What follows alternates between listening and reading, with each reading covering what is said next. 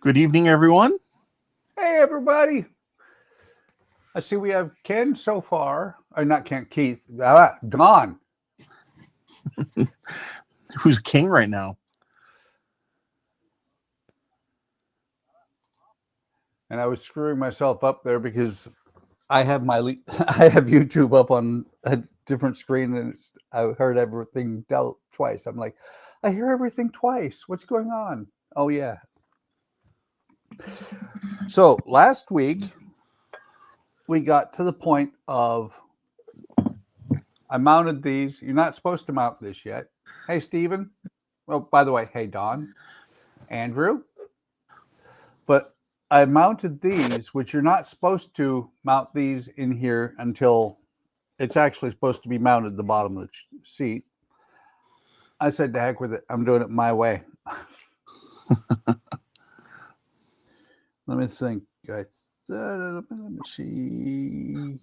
Yeah, it's got a whole lot of stuff telling you to do this and this. Drill holes, do this. It's make it really difficult, or just take a little bit of super glue and put it on the bottom of here, get it in place, and then super glue it to the bottom of this one. But actually, before I super glue it on here, I got to paint it. Thanks for joining us, Stephen. Yes, thank you very much. Let's see. Alex here and Gordon. Hey, Gordon. Welcome. Hey, Gordon. Welcome. But no, like I was telling Ken, and I was on during Keith's stream, I was working on the lighting for the Moomin house and putting termite tracks all over in here, which is where the wires are running. And this one here and this one, they were done. I was attaching the negative wires together, and I had bumped this one with a Dremel, and the wire came out, and I'm like, oh. So I tested this one, and it said no, so I had to rip them out, and I am now burning in new lights on the Moomin house. But that'll show up in a video here in the next few days. And speaking of which, I got to work again finally on the Disney house. Nice. Which is why my 1, 2, 3 blocks are across the room right now. I'll go check that in a second, see if I can put them up under here where I had them last week. But and the Eiffel Tower is coming back finally. Oh, nice. Yes, I'm finally. I broke out the instructions. I was like, I really need to work on that thing. Oh, let me see. Yep. I even mentioned in the dollhouse video that not putting too much glue because it'll bend those boards and everything else, and that's exactly what had happened. I took the weight out of it. I'd put a jar in there and took the weight out of it, and they had bent. The floor was cup shaped, so I put some clamps on there, which would make Eric really happy. And then Don says, are you so hungry that you're chewing on the wood? Absolutely. And then Jody says, what are you working on now, Keith? Oh wait. Well, Keith works on wood. But no, the floor was kind of cup shaped, so I threw some clamps on, set these on there, and it looks good now. Perfect. You can actually almost see in there. So what I'm going to do, because what happens a lot of times when you glue, or when you paint and then glue, what happens a lot of times is you're gluing only the paint, and so the pieces fall off. Yes. So I'm going to glue these. I'm going to guesstimate, glue these in here, and I'm putting them in backwards because the square nuts on the inside, they're supposed to be on the inside. Or no, that one was right. I don't know what I'm thinking. But they're supposed to be to the inside according to the instructions. So I'll put those in there. I'll glue those in there, hit them with zip kicker. Then because they are metal parts, I have the primer here. I'll prime them, let them dry a little bit. We'll talk. We'll do some. I think you said you have trivia? I do. I have 20 questions. Cool. I don't know if you heard what the categories were. I announced them on Keith's stream. I did not. So the categories tonight are, and there'll be 5 questions in each category. So they are literature, World War II, music, and television. I might know something about none of those. Well, and some of them are not, and like the music's not necessarily new music. World War II obviously is World War II, but I mean, literature might be stuff some of us older people might have had to read in school. So yeah. Oh, you mean like Great Expectations? Possibly. I still remember that story about who is it? Pip, Mrs. Haversham. You know, we had to read that in the 6th grade, which was only, let's see, I was like 12. So, yeah, that was only 38 years ago. Oh, there we go. 48 years ago. To be honest, though, I think there's only one that is something that might have been read in school for some people, but the rest of them are, I think, most people should be able to come up with an answer. Yeah. Well, you know what a CLEP is, right? Sorry, say again? A CLEP. A clef? CLEP, CLEP, College Level Entry Program is what it stands for. And you can take CLEP tests for college credit. And it was funny because I have never taken a humanities course, but for my associate, I had to have humanities, not degree, but I had to have a humanities class. So I took the humanities CLEP, and it was really funny because it had a question on it, and it is not test compromised, which is a big thing in the Air Force. It is not test compromised because I took this CLEP like 25 years ago. But it was really funny because they asked about a book that I thought I read it just because I had heard about it and I thought it would be a really good read, and it was. But they asked about the book Catch-22. Yes. Jody said, I read all the books, Ken. All the books. All the books. Every book ever printed. Yep. Well, for some of those books, I have to say, how could you?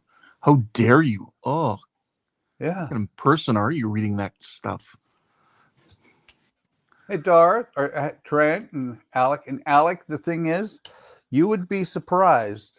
I will probably do extremely well in most of it, even if I jokingly said that I will suck, because way back in the day, I don't know, are you old enough, Ken, to remember the game Trivial Pursuit? Yes, it was created by some Canadians. Well, it was really popular when I was in college. Mm-hmm. And me and a buddy had, it was, we had driven down to Anchorage from Alaska to visit the folks and everything. And I went and visited with one of my teachers that, really great man. He was a huge loss to the world when he passed. But Joel had been a finalist in the city tournament for Anchorage. He took like second. Nice. And Jim and I beat him. Ooh. Well, it took 2 of us, but we beat him just barely. And Jody said, I took a CLEP test once. It was negative. See? And it was funny too, because when you first, in high school, when I first met Joel, he was a Polish Jew who had converted to Catholicism because of his wife. Oh, okay. He walks in, he's wearing the loudest shirt and tie combination ever. You could hear him before he got there. That's how loud his clothes were. And he walks in and he says, My name, and he's really loud, Mr. Kabatsnik. And then he goes off on this spiel about how he never learned to speak until he was 5 years old. And it wasn't that he didn't know how to speak. He was just trying to figure out how to pronounce his last name. But it was really kind of an interesting fit because I'm in this 2-bit school in Wasilla High School. And we have 300 total students, and we have a Harvard graduated English teacher who we got from Bangkok. He was teaching English in Bangkok when he saw the job in Wasilla. He's like, yeah, I'll try that out. Wow. Yeah. Oh, I love that guy. He was awesome. Now, did you put those parts in the right way? Yes. The square nuts are on the inside. Okay, there we go. Just figure to ask. Yeah. Square nuts, the inevitable final symptom of the dreaded disease, cotton balls.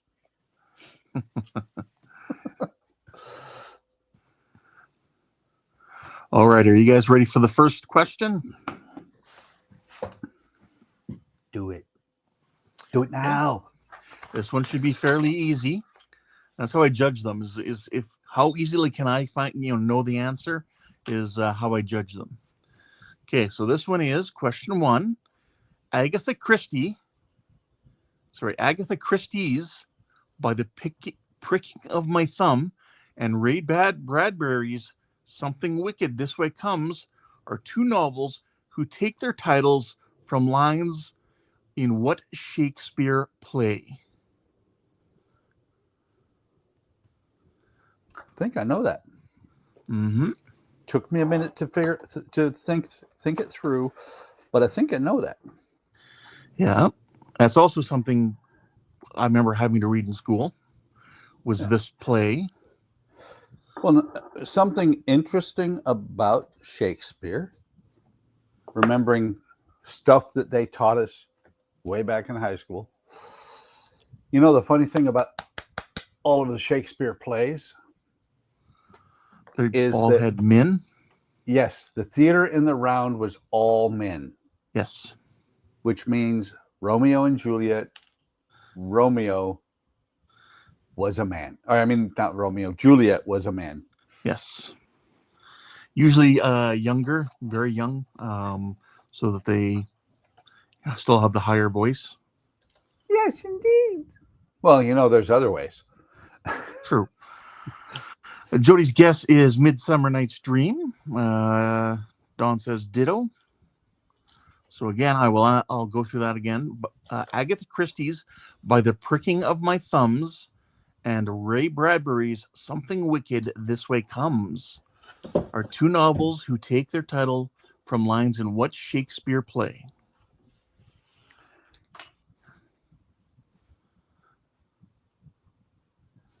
I never knew that Shakespeare wrote ditto.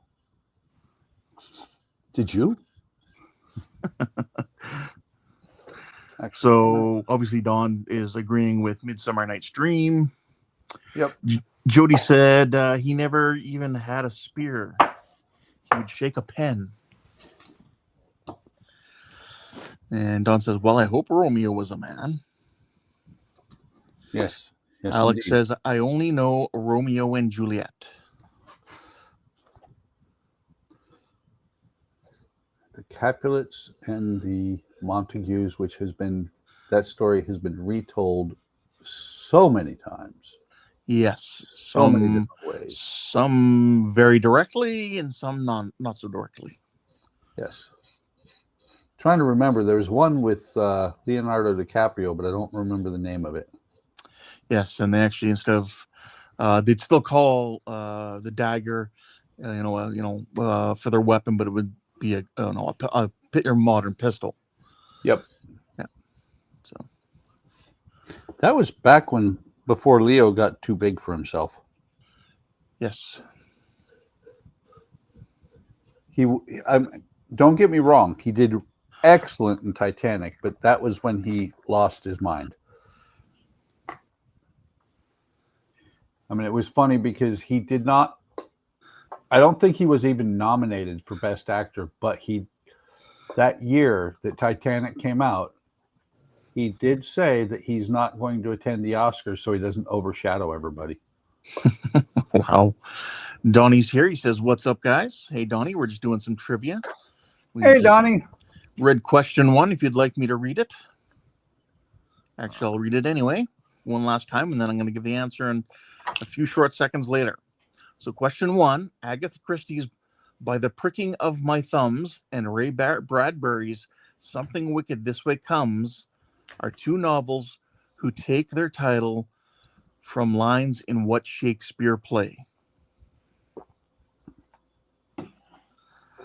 Yes, and everybody's saying hi. It was Othello. No, that wasn't it.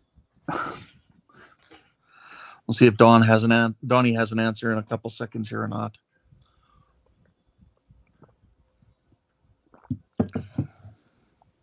I don't know. Don't see anything on either side.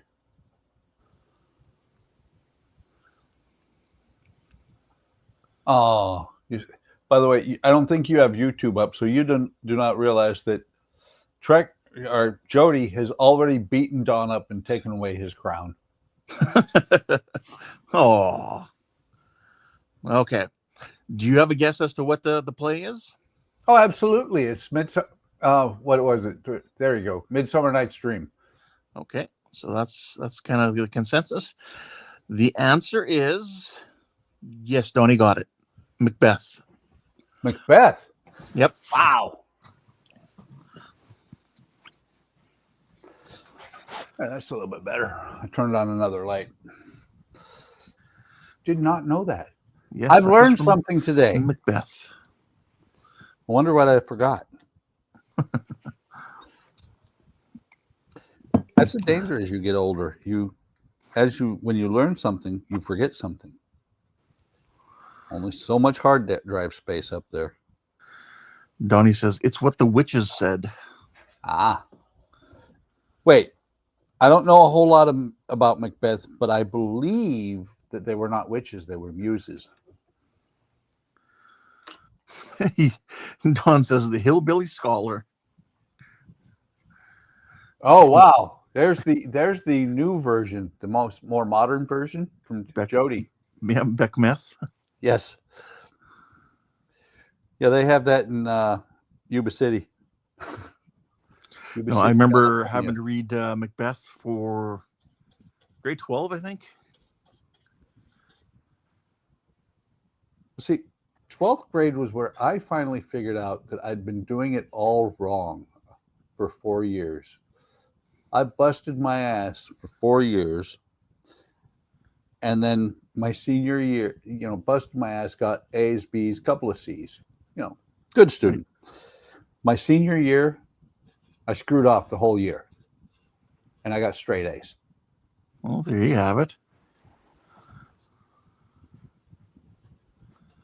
Of course, they knew I was going, the instructors, everybody knew I was going to go do great things. They were wrong.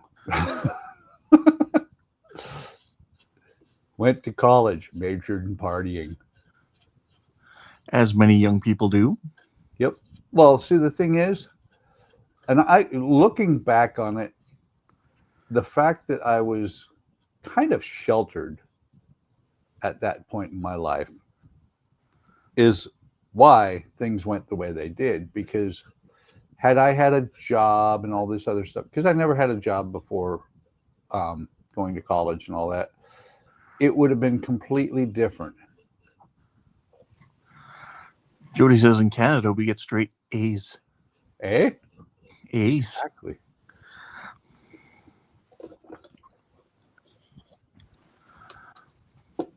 All right, question 2. This, again, I found this one pretty easy, so hopefully, I think Donnie might be good at this one. I don't know who else is going to be good at this one. Question 2. In The Lion, the Witch, and the Wardrobe, what magical country does the White Witch put a spell on so that it always has winter but never Christmas? Donnie said, I didn't go to college. I still majored in partying. Was it Lithuania? Okay, well, that can be your guess if you want. No, it's not. I'm being facetious.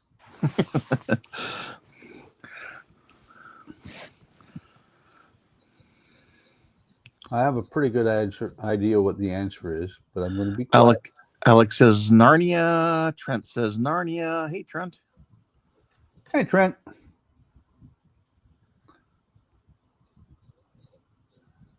This is the last legs for this paint because it's like I'm getting paint off of it, out of the jar. Yeah. But the paint is like jelly. Oh. Jody says Narnia Business. Narnia Business College. Oh, wait.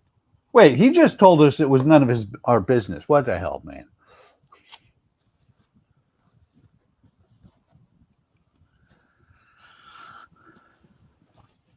Don says Marnias don't know.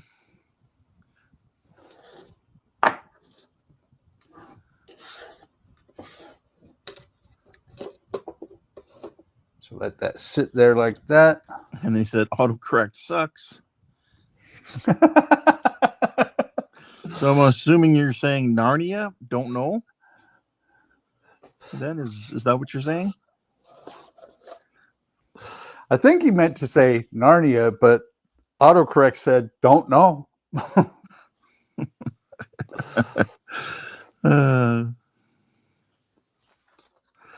So let's see here. Yes, he says correct. That's what he was saying. Do you have a guess? Donnie says I'll go with them. Do you have a guess there, Buck? Of course, they go to Narnia. That is correct. The series is also known as the Chronicles of Narnia. And interesting thing about that, because if I remember right, it was written by C.S. Lewis. Mm-hmm. He also, because he wrote very,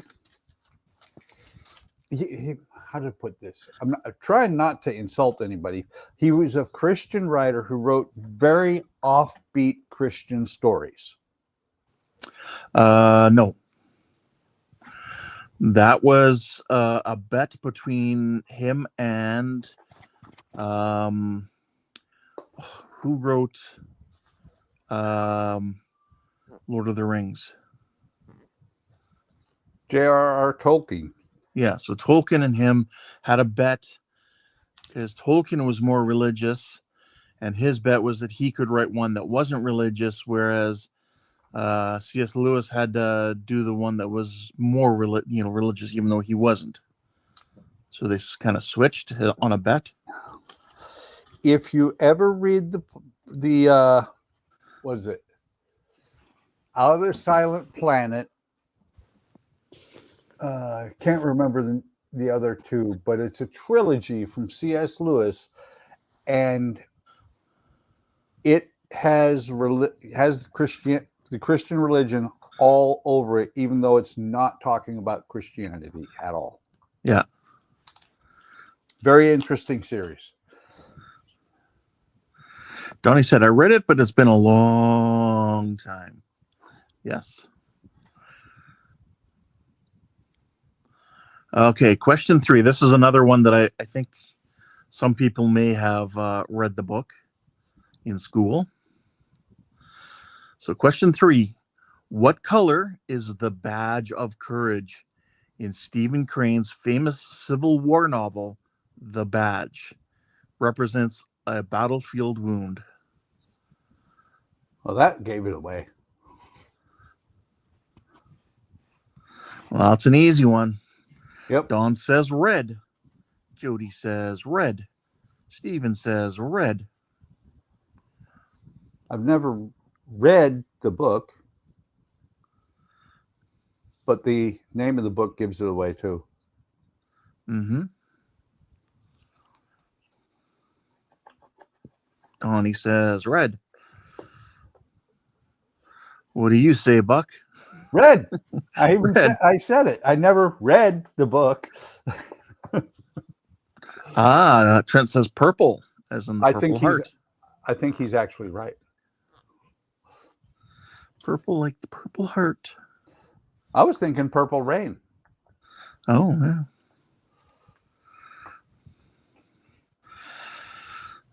Don says, never read that one either. And he spelled red, R-E-D. Yep. So, yes, the answer is red.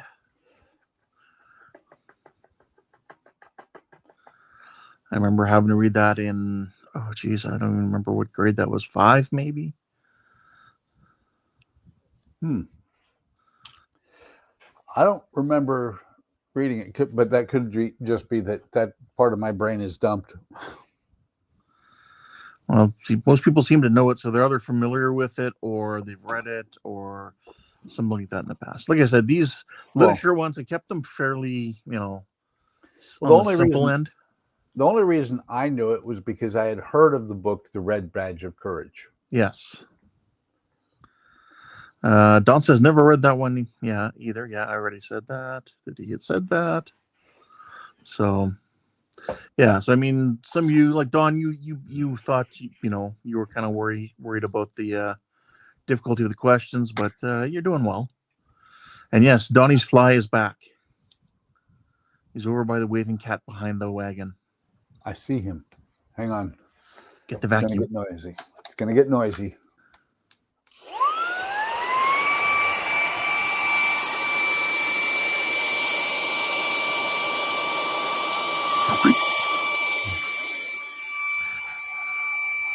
I do believe. Is he in here? I don't see. Let's see. Jody says, I believe there he is. Oh, there you go. There he is. He's all happy in there now.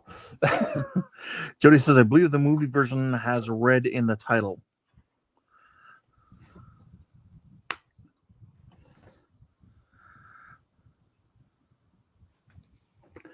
Always buy your black and white paints, your black and white crafts paints in big bottles like this. Because the little bottles are now like $2.50. These are like $5. Yeah. Jody's tiny fly voice. Help me. Listen, Brundlefly, it's over. Don says expensive fly catcher. It works. Plus, it has some other type of use, maybe that I don't know. Maybe you'll try sometime. Why? That's odd. That's not soaking into the paint at all? Or into the wood, I mean? Well, it's also watery in there. So we'll let that sit there and we'll... No, we're not going to use this one. I grabbed the wrong one. I grabbed the metallic. I don't want the metallic. Notice the metallic is also the big bottle. But yes, can you tell? I see. Can you tell how old this bottle is? Yeah, that's pretty faded. Well, what I'm talking about is look at the price. Oh, I couldn't make $3.99. Yeah. Those are up to they're actually up to like $8 now. For craft paint. What the hell? Yeah, I gotta sort out which craft paints I gotta order here for the Reliant. So I'm gonna be using the paints that Mass Design suggests. So these paint brushes were like $8 for 100 of them. I'm gonna just try I'm gonna try a new paintbrush. Oh, why not? If they're that cheap. Look at that. It does the job. Yep. Something, either the paintbrush or the paint was messed up. But looking at this looks watery, and I don't know why.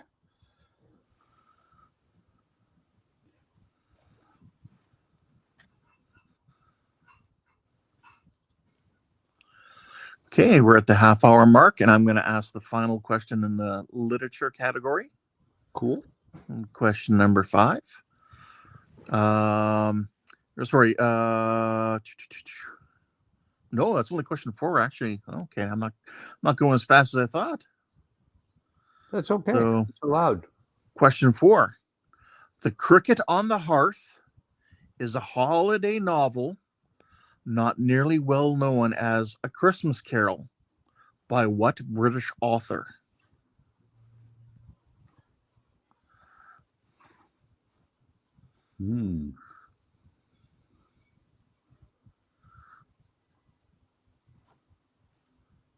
I know who wrote A Christmas Carol, Mm-hmm.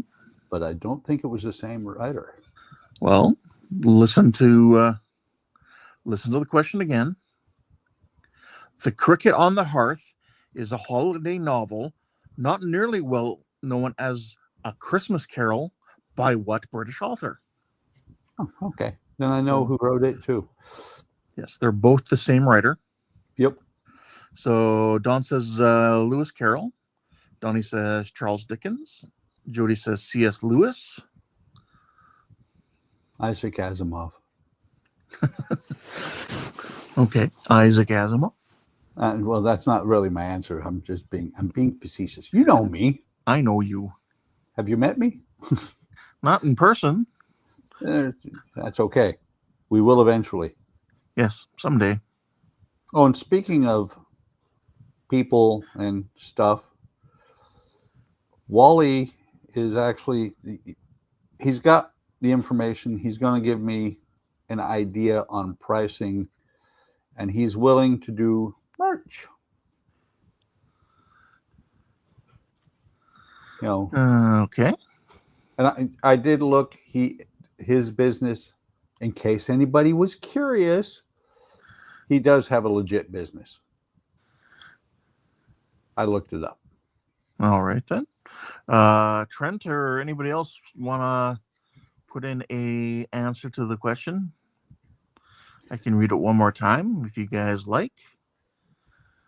God bless us, everyone. Yes. Do you guys think I should? Do you think I should read it again, Buck? Yeah. Give him one more shot. Okay. So, The Cricket on the Hearth is a holiday novel not nearly well known as A Christmas Carol by what British author? So it's the author who wrote The Cricket on the Hearth and A Christmas Carol. He wrote both of them. So it's a he. So Don says, that takes Mary Shelley out. Yes. and actually, Mary Shelley was one of the questions I was going to ask when I was perusing. Sorry, did I screw it up? No. I didn't take that one, but. Oh, okay. So Don says Dickens. Jody says Hunter S. Thompson. Trent's probably busy doing something else. As he does. Mm-hmm. And I agree, it is Dickens. Yes, so the answer is Charles Dickens. And my guess is, I have to guess, the question that you didn't take that had Mary Shelley in it had to have something to do with Frankenstein. Yes. I read that book, actually. I've read it only because I wanted to see where the concept had come from. Yep. Ooh, even Alec got Charles Dickens in there. Look at him go. It was on the wire, but you made it. I'll accept it because I know there's a delay in there, and for you to type it in and everything too. So great job. Yes, great job. If you guys catch that reference from homestarrunner.com. I did not. The character of Coach Z. Azim, light. Oh, wait. Fifth Element. The Fifth Element, yeah. That is one of my favorite movies of all time. And that's where I get that line, I speak 2 languages, English and bad English. Yes. I am a meat popsicle. Yep. Oh, it's been 5 minutes since I asked that last question. If I'm not mistaken, that is actually one of the first times that Chris Rock was in a movie. Oh, okay. All right. Final question in literature. Question number 5. This one's a little bit more difficult, possibly.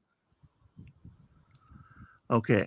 In his obituary in 1991, the New York Times said English was too skimpy for his rich imagination and that his meter was irresistible.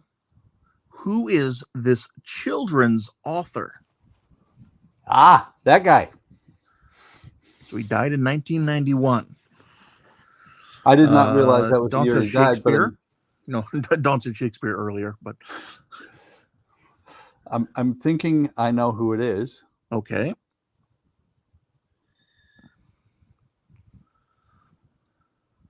I think. I could be wrong. See, but this is one of the ones I got wrong. So Really? I did. Yeah. Right off the top, Wow. I did. But I mean, the answer is also right there as I'm doing it. So as I'm reading, I'm trying to think of what the answer is, and then I look down and I'm like, nope, that's not who I thought immediately thereof. Yeah.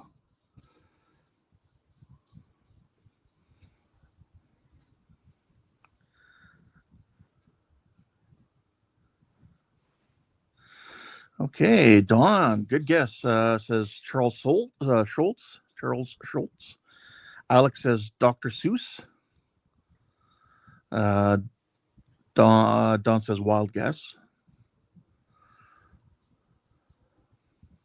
Well, the funny thing is, those are both my answers, and Charles Schultz was my secondary answer. I'm sticking with Horton Hears a Who author. Okay, so Dr. Seuss is what you're saying? Yep. Anyone else? Anyone? Bueller?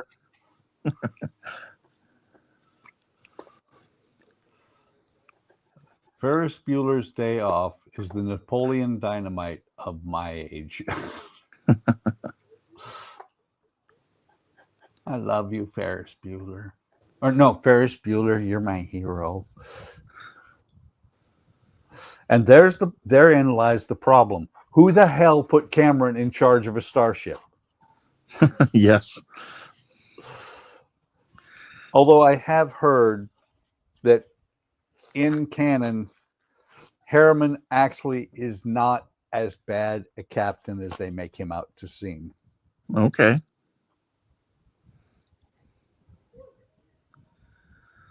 Someone else, it was either Jordan or Andrew had talked about something about him not too long ago. I think it was actually hearing from Jordan about Harriman. Yeah, could because be.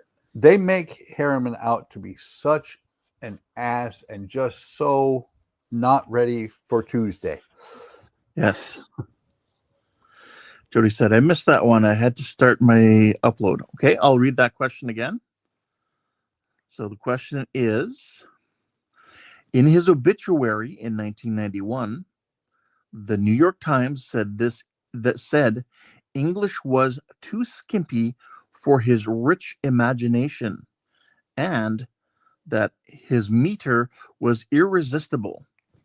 Who is this children's author?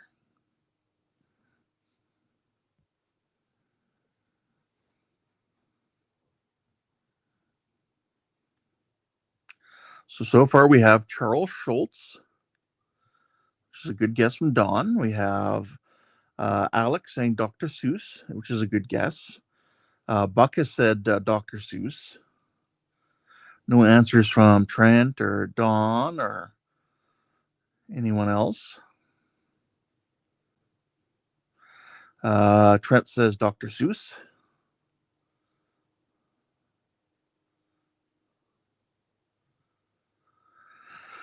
Jody says, I don't know. No answer from Donnie. Let's give a few more seconds.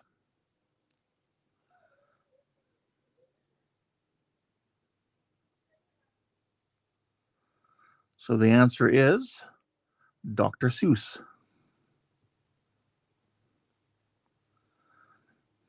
Yeah, I thought the same thing too. I thought Schultz.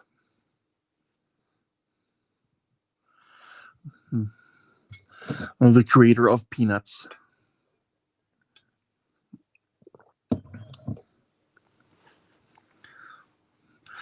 But like I said, as I'm reading it, I'm thinking Schultz, and then I see the answer right below it. I'm like, oh, I was wrong.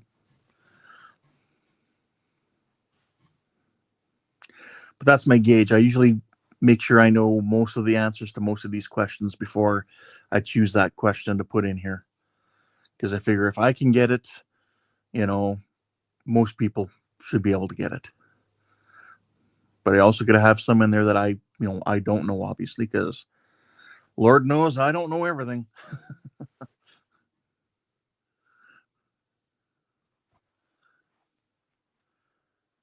All right, during the silence here, I will move on to category 2. Category 2 is World War II. All right, this one, if you know a bit about World War II, this one should be pretty easy.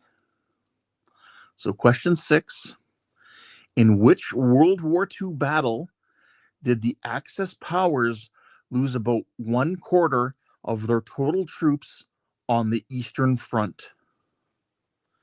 In which World War II battle did the Axis powers lose about 1/4 of their total troops on the Eastern Front? Looking for the name of the battle.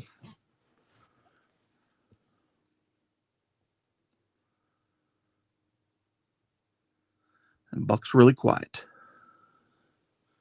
Is Buck still there? Alex says Bulge.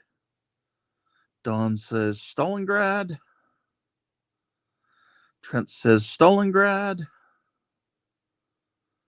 Did you hear the question, Buck?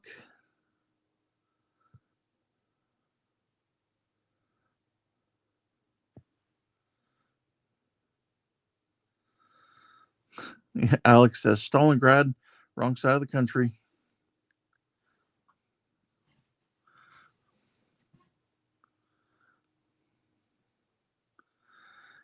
Can you hear me, Buck? Don said, he said Eastern Front, Alec.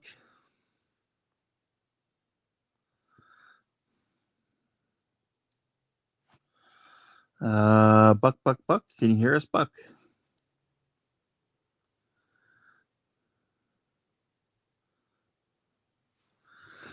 Does someone want to let Buck know we can't hear him? He's got a drink. Steven says Stalingrad. Oh, I saw some mouse clicking going on.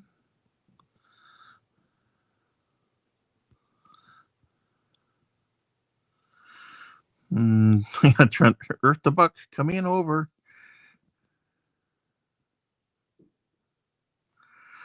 Not sure why mics aren't working. Okay. Yeah.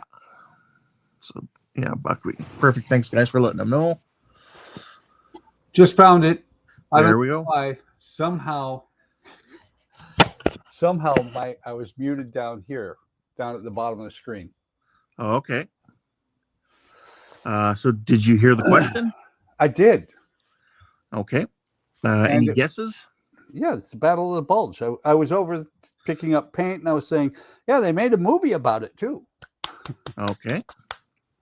That's my story, and I'm sticking to it. All right. What was I doing? Oh, I was doing that.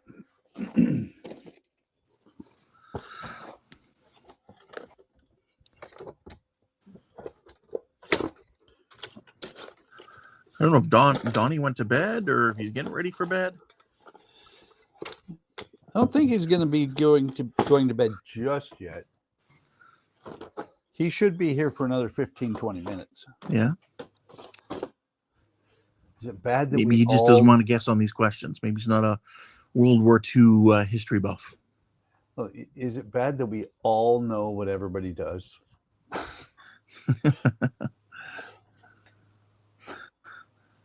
So the answer is Dr. Seuss. No, the Battle of Stalingrad. What? Yes. I was wrong?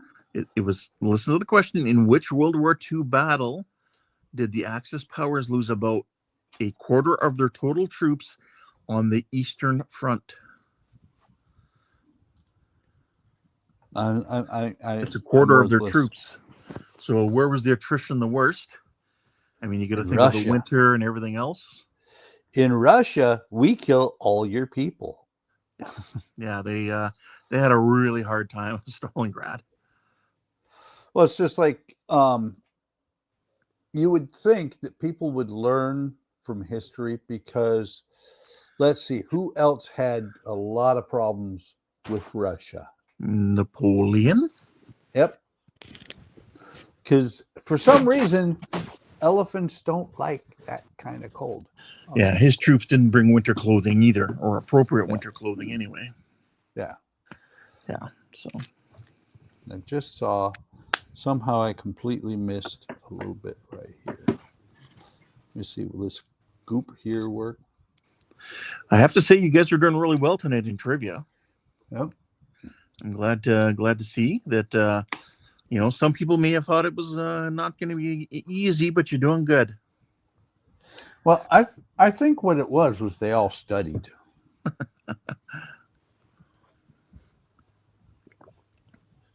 Well, Jody did read all the books.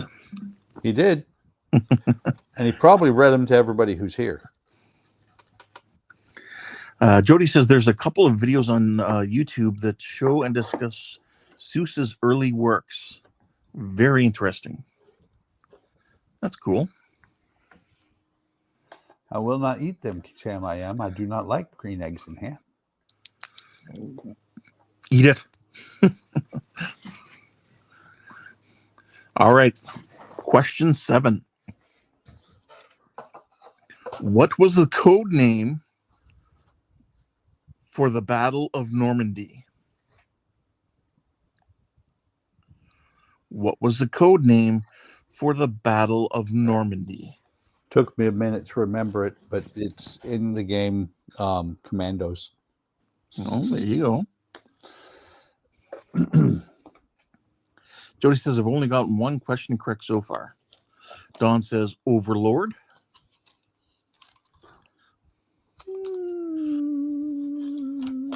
I don't think so. Sorry. Trent says Overlord. Alex says, I was like Buck. At first, I thought Ken said West, so I changed to Stalingrad. I try to stay pretty clear on my enunciation for these questions.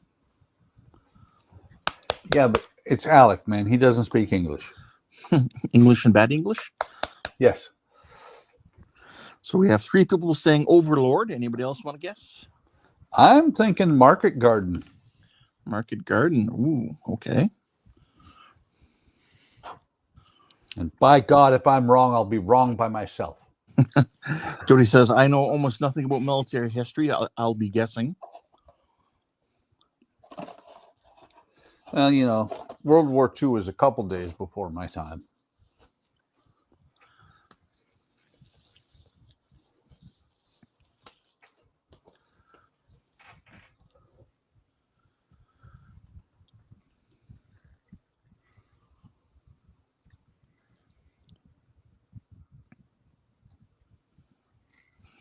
Steven says, you're wrong, Buck. I'm okay with being wrong.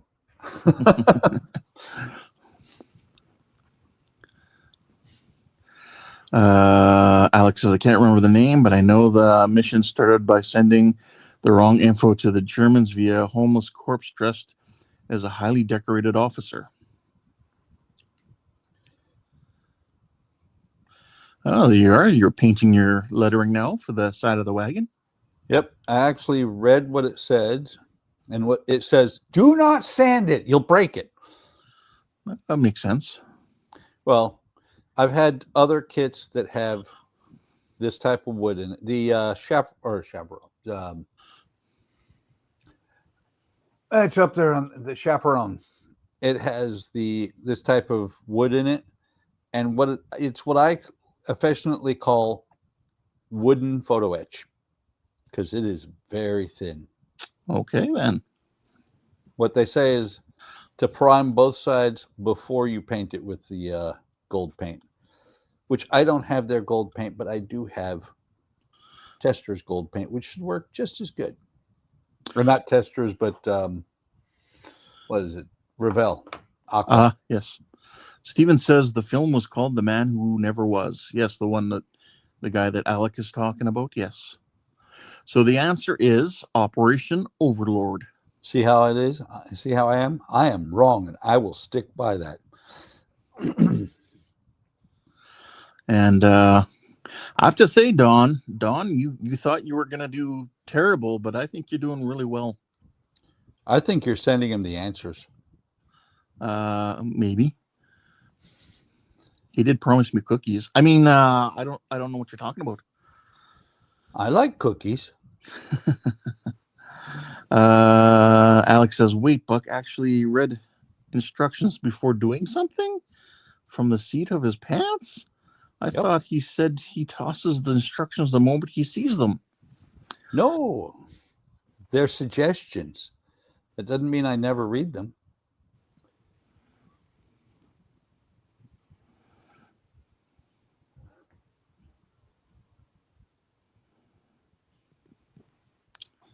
I am physiotherapy. Yep.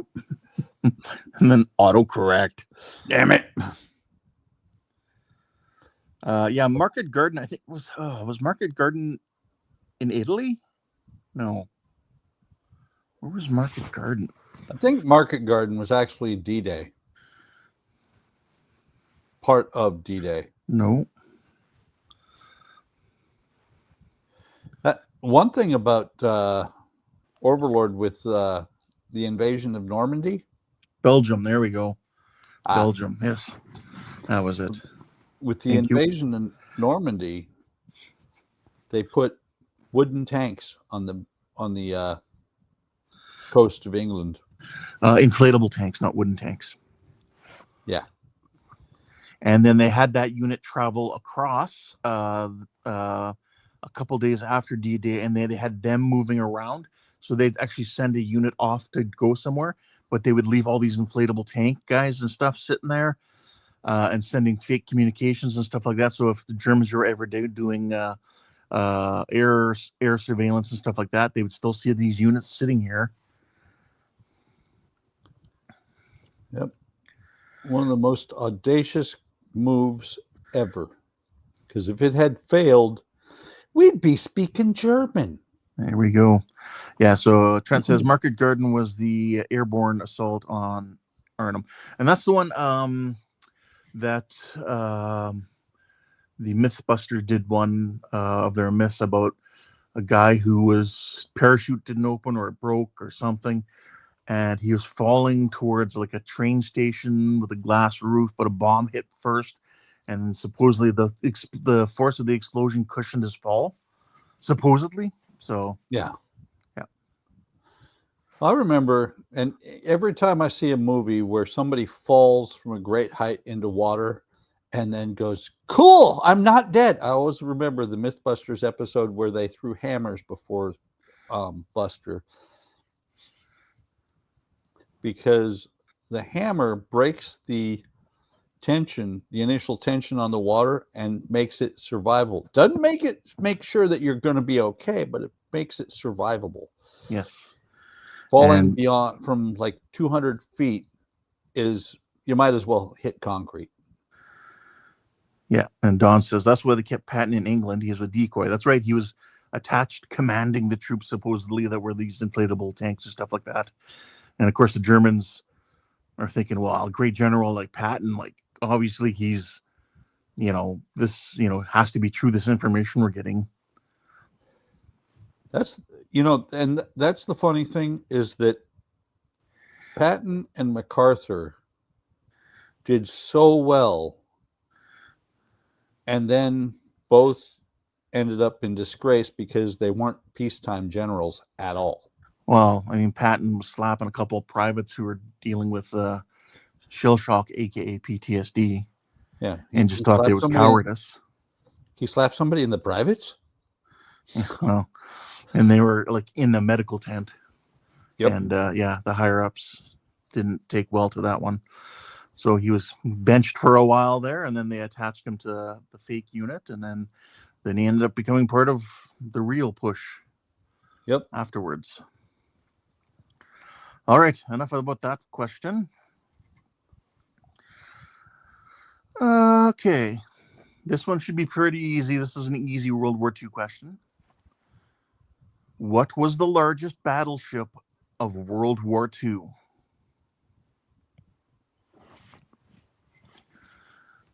Like I kept some of these pretty easy for you guys.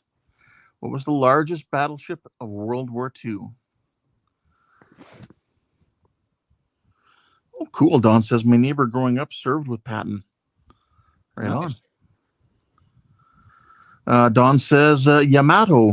The Yamato. Trent says Yamato. Jody says I've never been in the military, but I've slapped a couple privates in my day. Well, there you go.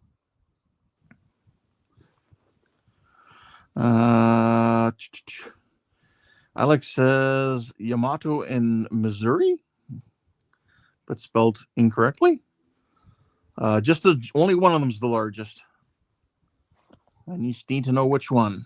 So Alex says Missouri. So which one are you saying, Alec? Yamato or Missouri? Just only one can be the biggest. And no one's going for the Germans having the largest battleship, apparently. I am. I was thinking Bismarck. And you were thinking Bismarck. Oh, there we go. I could just be saying that to throw you off, though, too. Well, I was thinking Bismarck the whole time. Oh, okay. I mean, there was no song "Sink Them at Yamato." It just doesn't come out right. Yeah. Okay, so Alec is saying the Missouri was the largest.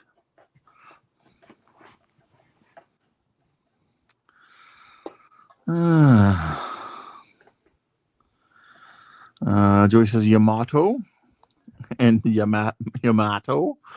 Same difference.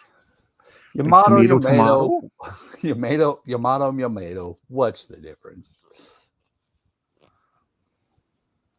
M-I-C-K-E-Y. Oh, wait.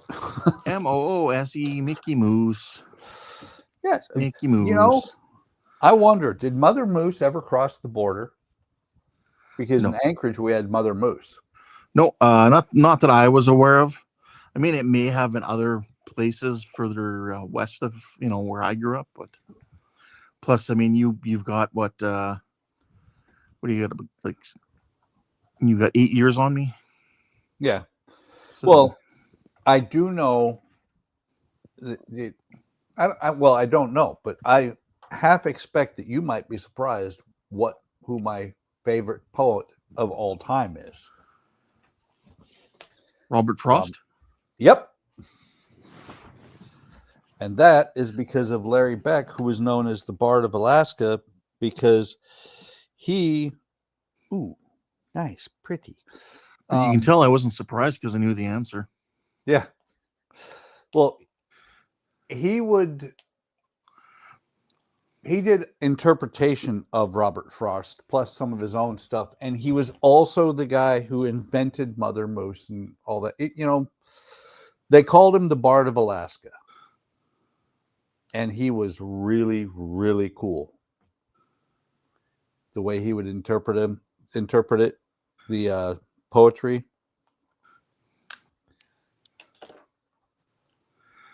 All right, so I'm going to get to the answer here. It is the Yamato.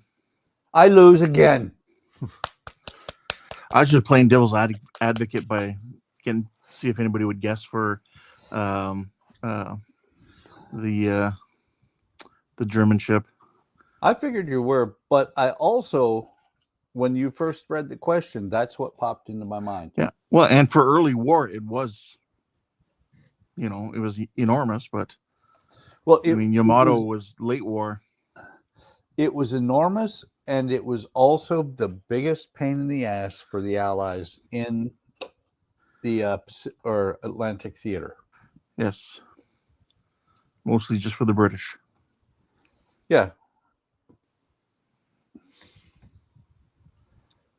It did take them, 3 days to sink it? Basically, the Germans had to sink it themselves because they destroyed the steering on it and they couldn't steer the ship. So, yeah, they were at that point, they became basically a sitting duck when you can't. I think all they could do was go in circles. Well, and that's the thing, is that the hood was also destroyed by it. Nobody who went after it survived, if I remember right. No, yeah, the Bismarck destroyed a lot of ships. Yep. All right. Moving on, now that you're an hour into your stream. Question number 9. I scream for an hour every night. What country sent reinforcements in the form of Division Azul to aid Germany in its World War II attack on the Soviet Union? So what country sent reinforcements in the form of Division Azul to aid Germany in its World War II attack on the Soviet Union? There is no Dana, only Zul. There we go. Steven said you forgot the Tirpitz. Yes. I didn't forget the Tirpitz. Oh, Trent says Italy. Yes, one of the Axis powers. We didn't quite make it to the end of the war. Well, no, they made it to the end of the war. It's just that they figured out, hey, we're losing, so we're going to switch sides. Yes.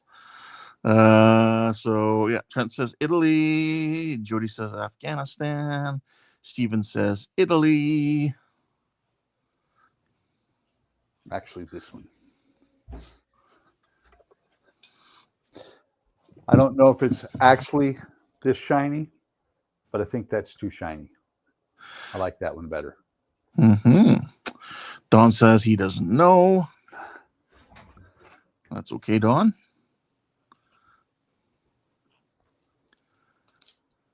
India. Why not?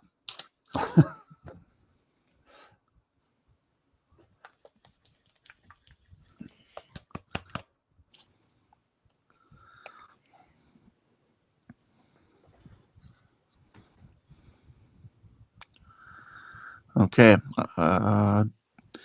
India was staunch British territory.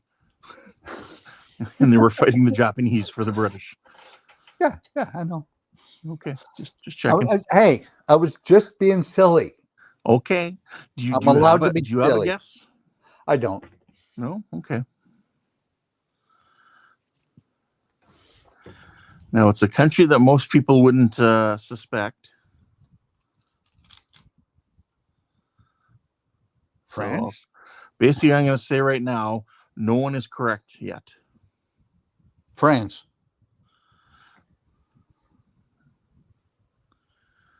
Yeah. Don says maybe in Bucks Universe they did.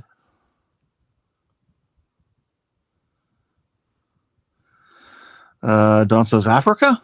Africa's not a country, but good try. So what was the question again? Okay.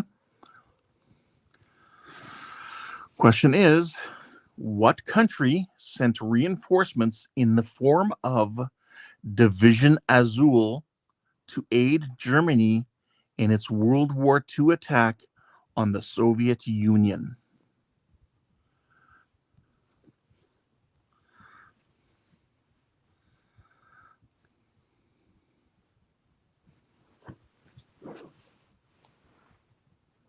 Sitting here thinking.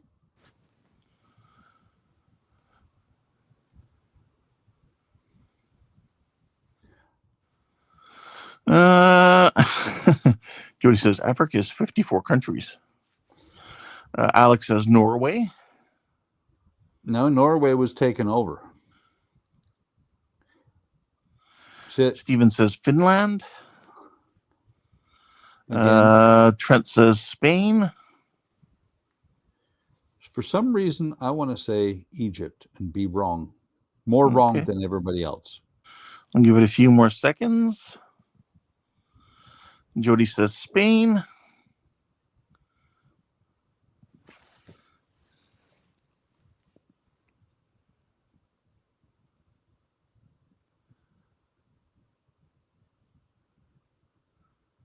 So the answer is Spain.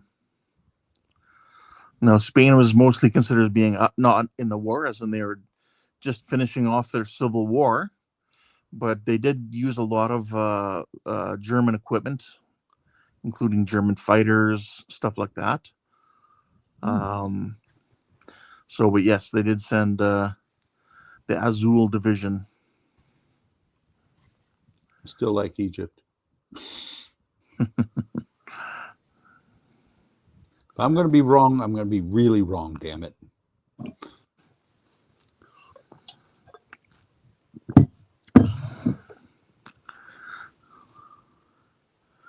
Oh, Mary's smart. Jody says, full disclosure, Mary told me that answer. That's cool. Look at Mary go. So Mary got the answer right. Good job, Mary. That. I like that. Ooh, nice. It doesn't show as well in the camera, but you can see the flecks of gold in the paint.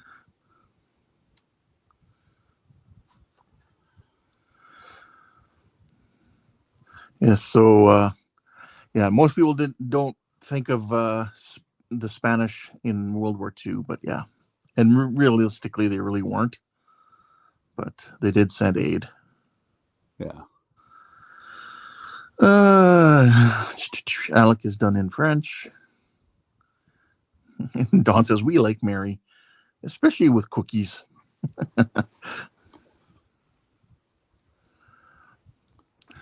All right. Question number 10. This is the last of the World War II questions. What was the Nazi code name for a planned invasion of the United Kingdom during World War II? What was the Nazi code name for a planned invasion of the United Kingdom during World War II? Failed dreams.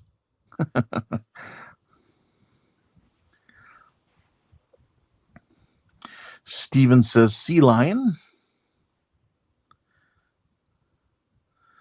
Trent says Operation Sea Lion.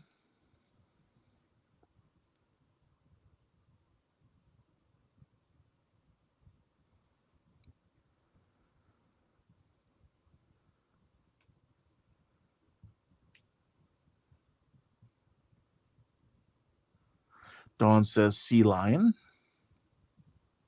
I guess I'll say sea lion too. I'll pretend I'm smart. All right. I will follow the crowd this time.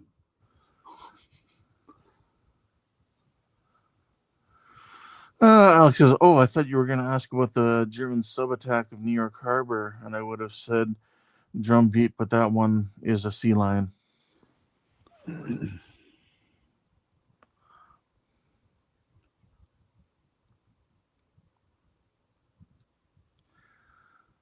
No, I also think of the fact that we also get, viewers from the United Kingdom and whatnot. Yep. We get viewers from everywhere. Occasionally, we get viewers from Japan even. Yes. Sometimes you do. Yep. I think that's pretty cool. I'm just waiting for Jody to tell us what Mary's answer is.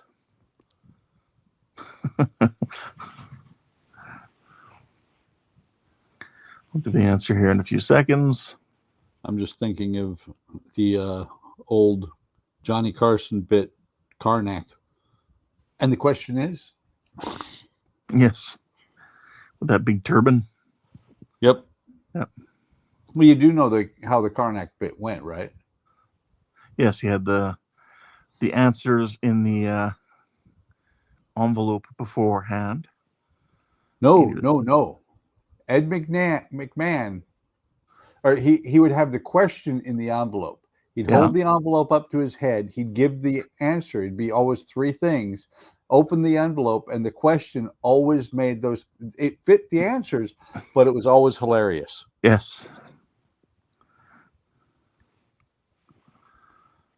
And All right. So the answer is the questions were always kept in a jar on Funkman Wagnall's porch since 3 o'clock in the afternoon. so yes, the Operation Sea Lion is the answer. Cool. And that is it for the questions on World War II. And our trivia is halfway done.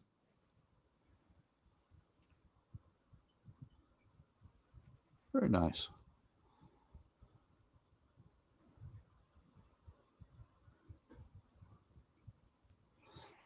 I almost want to paint the rail on the seat, but I'm not that good. Where's Donnie? Donnie can paint it for me. I'm not that good at painting. I would make a mess of it. Okay, so this next category is music. And this first question is kind of a gap between two generations. So, question 11, which legendary singer who was a surprise presenter at the 2025 Grammy Awards has been nominated for 13 Grammys but never won?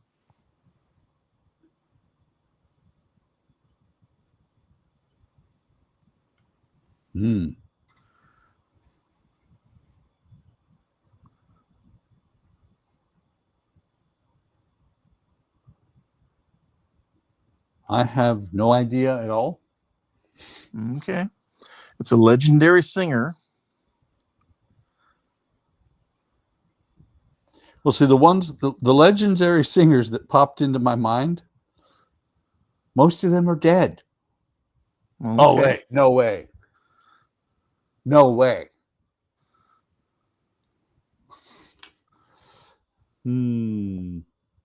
Now, this legendary singer has been mentioned in other bits of trivia that I've done in the past. And if you guys want, I can narrow it down just a little bit more.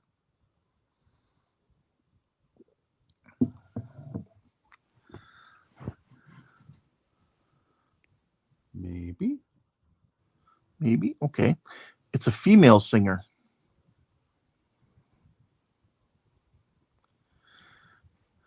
A legendary female singer. Glad you said that, because that just changed everything. Yep. Who has been nominated 13 times for a Grammy, but has never won one at all. But she was a surprise presenter at the 2025 Grammy Awards. I think there for was some reason, I think she's deceased as well. And there was a little movie or documentary about her not too long ago.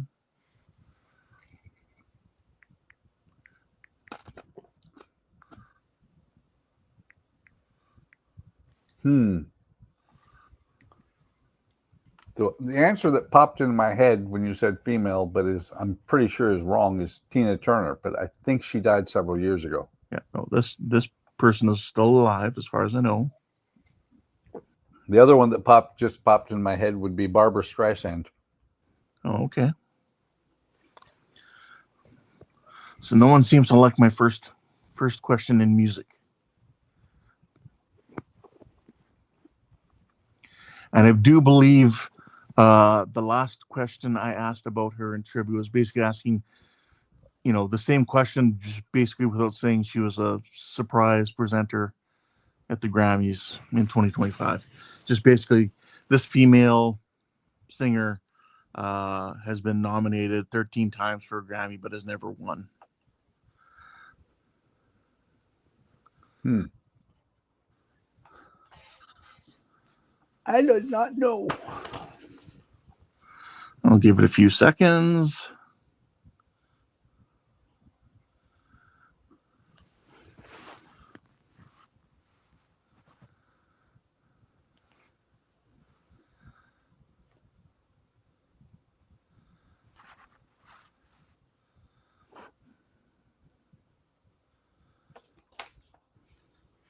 Hmm.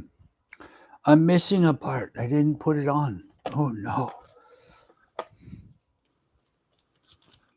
I like that. I like the way that turned out.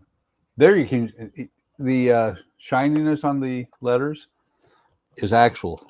It's not just because it's sitting on the plastic or wax paper, actually.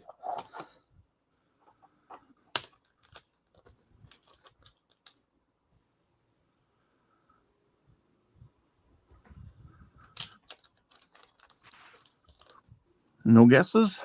No guesses. I know guessing. All right. The answer is Diana Ross. The Queen of Soul, I Yes. believe. She's never won a Grammy.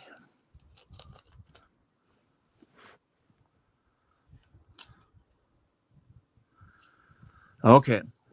This one's going back a little bit further. Which musician switched his style to rock and roll after hearing Elvis perform live in his hometown of Lubbock, Texas? So, which musician switched his style to rock and roll after hearing Elvis perform live in his hometown of Lubbock, Texas? Wow. We just had a bunch of chat. We had no guesses, and suddenly we do. Yes. I think the chat was broken. Could be. We had Alex's answer is ridiculous. Actually, no, it's worse than ridiculous. That answer is redonkulous. Mm-hmm. So we did have some correct answers. Yeah, guys, we were stuck on. And we didn't even see Stephen saying he was going home for the night. Yeah, see you, Stephen, if you're still here. Yep. Yeah, the last question we had was Alec talking about the sub in New York Harbor was the last one we had that was sitting here for the longest time. Yeah, well, okay. And Jody just said that all the comments just showed up. Now, this one's also a little bit redonkulous. Elvis switched to rock and roll after he saw Elvis perform. Live in his hometown of Lubbock, Texas. No. Yeah, okay. So Don says Buddy Holly. Trent says Buddy. Jody said same here. All the comments just showed up at once. Interesting. So yeah, good night, Stephen. Yes, good night, Stephen.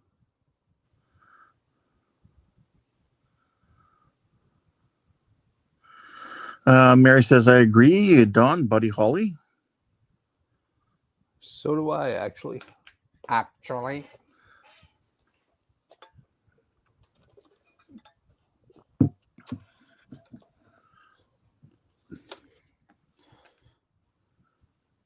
So it says to add the whip holder right here. Okay. But I'm thinking I'm not going to add it at all. It doesn't fit because they say to paint it gold and add it here. And also, I don't like the whip either. Well, neither do I. It hurts. Yeah, I can see that. All right, so we'll give it a few more seconds here and we'll come up with the answer. Wait. Now that we have some answers. Mary says, I agree, Don Buddy Holly. I did not know that Buddy Holly was the Godfather.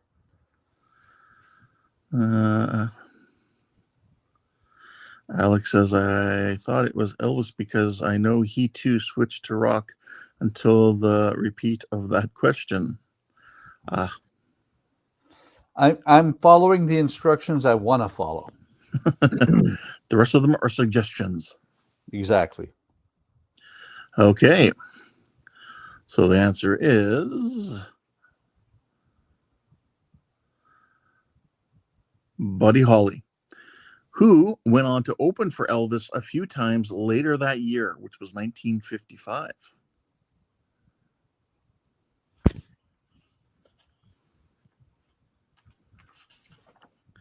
Yeah, even Don says Buddy Holly was from Lubbock.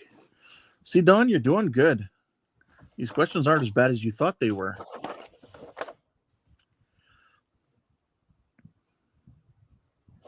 What's funny is this says to apply paint. Oh, okay, never mind. 1/16 by 1/16 by 8 inches. Okay, that's what we're doing.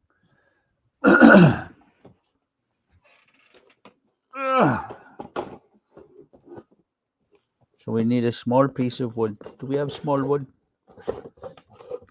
Oh, I'm sure you do somewhere. Actually, I remember the episode of what was that show? The Simpsons? No, 80s show with Scott Bakula, where he was the time traveler. Quantum Leap. Thank you, Quantum Leap, where it turns out he had a young man working for him at the farm, and that farmhand was Buddy Holly. And he started singing a song about Piggy Suey. He's like, why don't you try Peggy Sue?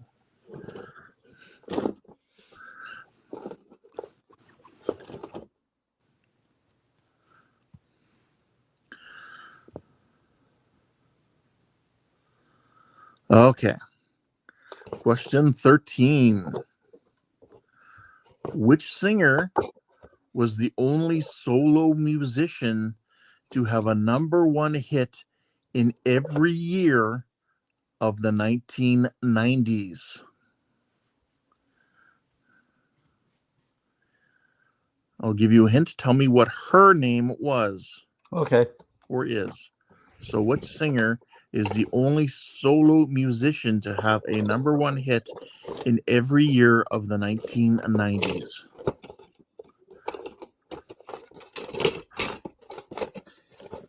I'll give a hint too if it's who I think it is. Don says Mariah. Jody says Elvis wasn't even really locked into a genre. He performed all kinds of songs. He was trying to appeal to the largest number of people possible. Highly overrated, in my opinion. He didn't even write songs. And then he guesses Whitney.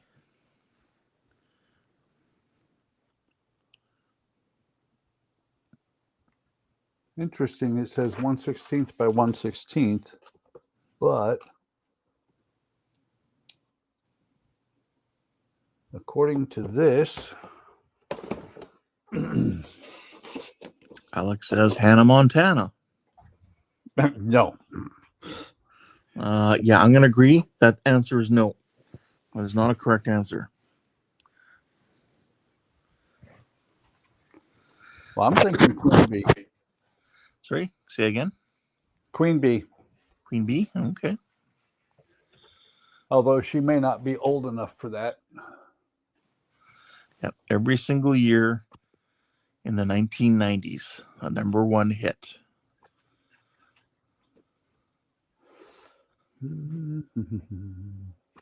Okay, I'm going to go with these pieces, and hopefully I don't have to find new pieces. So when you say Queen Bee, you mean Beyonce? Yep. Okay. I think you're right, though. I think she might have been too young. But I just kind of gave away the fact that that'd be incorrect. Yeah, probably. Yeah, kind of.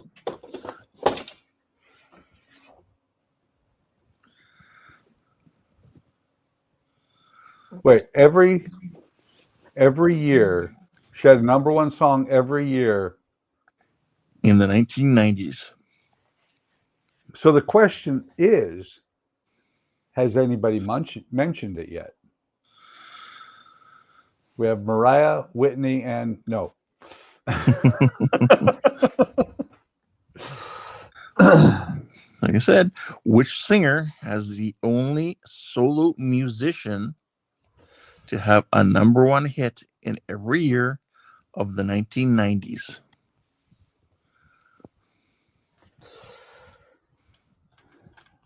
Well, the one that popped into my mind, because she had a lot of number ones while I was in the military, including the one that the Navy was a little upset about, because they did not know that she was going to do what she did on that destroyer, is Cher.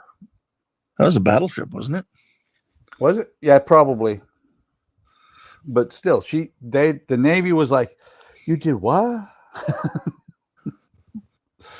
If I could turn back time. Yeah, exactly. That's the one. Yep. I was in Turkey when that came out, and we really, really liked that video. And for as old as she was then. Mm-hmm. Oh, first, she's still. I mean, okay, 95% of her is nowadays is plastic, but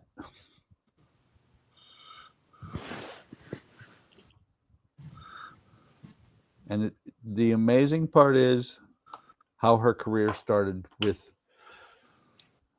some Sonny and Cher. Yep, I was going to say some not very well known singer. Yep. So the answer is Mariah. That's right, Mariah Carey. Dawn, you nailed it, and you got that answer out there quick too.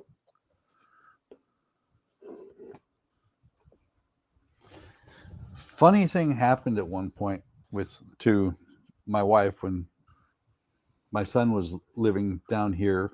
He lived in this area. We were up in Kenosha, and Nicholas texted her and said, "Whitney Houston died." The funny thing about that is my wife didn't read beyond Whitney because his girlfriend's name was Whitney at the time. Oh, geez. And she's like, "What?"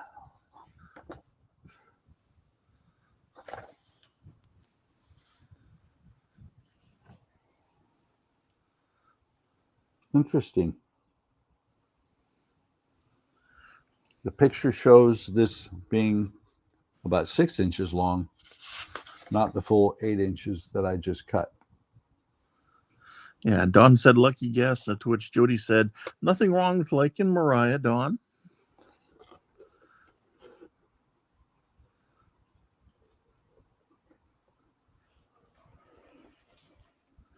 All right, we'll see who gets this one now. Us older folk here, hopefully,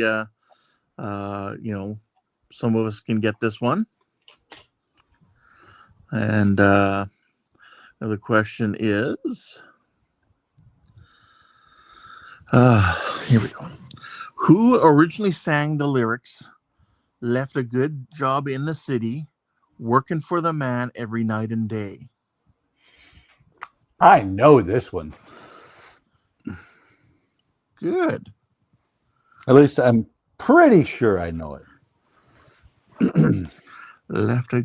Oh, there we go. But who's the singer that said those words or sung those words?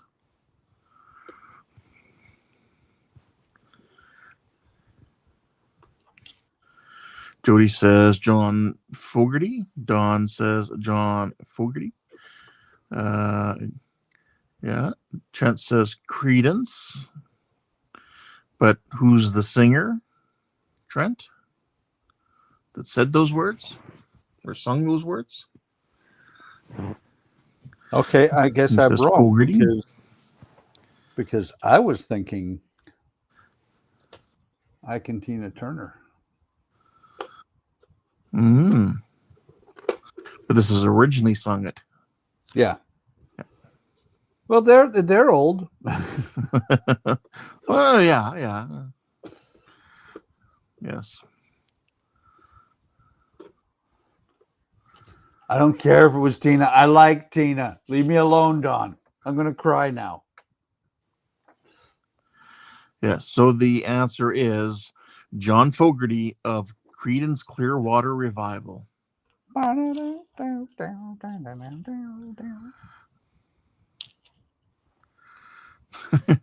Don's like, no, wasn't Tina. I know, that's what I'm saying.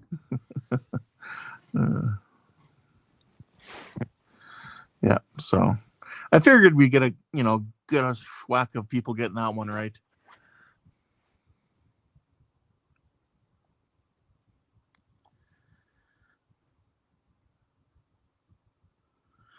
Well, for some people who are nervous about tonight's questions, I think you guys are doing spectacular.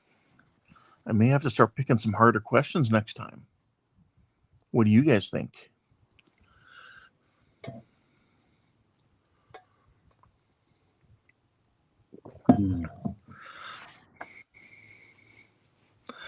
But I do believe that was the end of the music questions. Let me check. No, one more music question. Again, this one I think personally was pretty dang easy.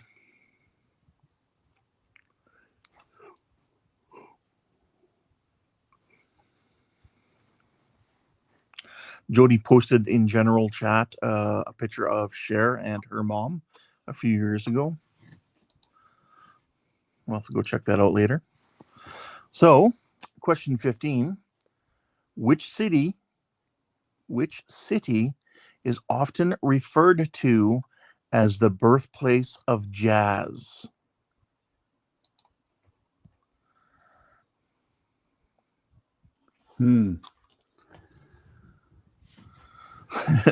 Don says Old West, referring to older or harder questions. Is that what you think?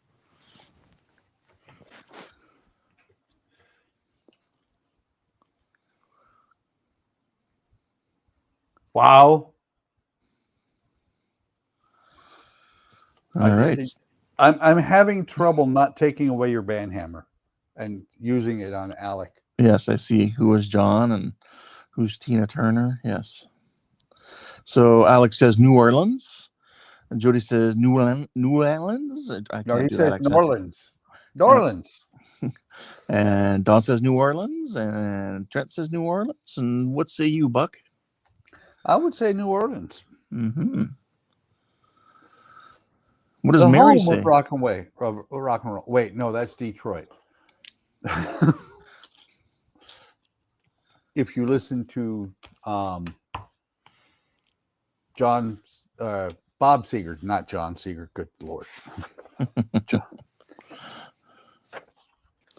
Yes, I knew this would be an easy one. So yes, the answer is New Orleans. And that is the end of the music questions. Again, not too hard. Just making you exercise your brain muscles a little bit, but hopefully no one's strained anything.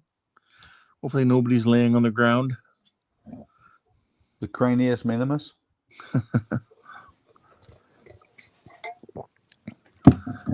Having suffered an aneurysm.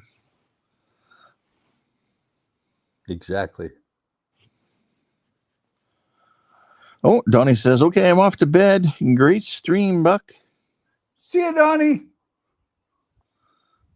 And I'd Don say says, don't do anything that I wouldn't do, but you're going off to bed so you can go to work tomorrow, and I wouldn't do that. Don says drain damage. And then he says, night, other Don.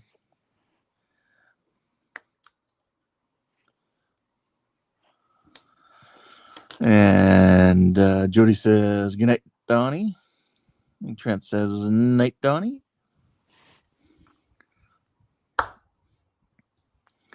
Now, this question may be hard for Alec, but I think the rest of you guys should all be able to get this one.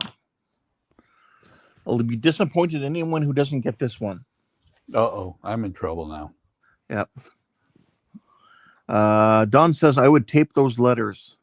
That's what I'm doing. I'm following. I read the instructions. They say to cut the top of the periods off first. They didn't say they cut it the way I did, but they said to cut it. Okay. Well, we're into the TV questions. Dun, dun, dun, dun, dun. Question 16. Initially airing as a television show in 1976, how many angels are typically represented by Charlie's Angels? 4,302. So everyone should get this one right. Even Alec. I don't know about that.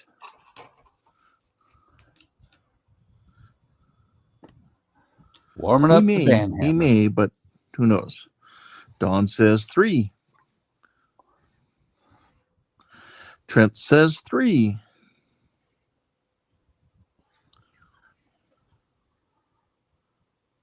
That's too wide.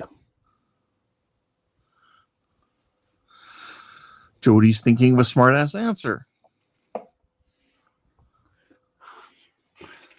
He's not saying that. I'm guessing. The smart-ass answer was mine, 3,682. Oh, there he goes. He said a cubed. Mary says 3.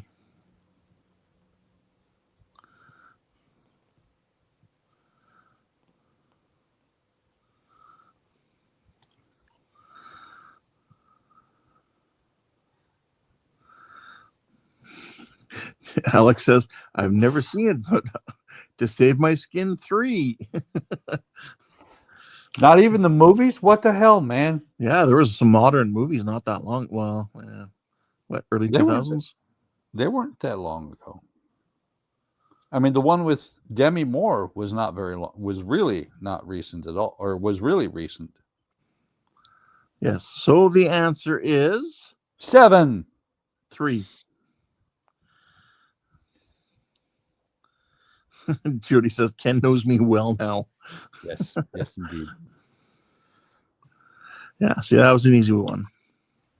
To ease you all into the TV questions.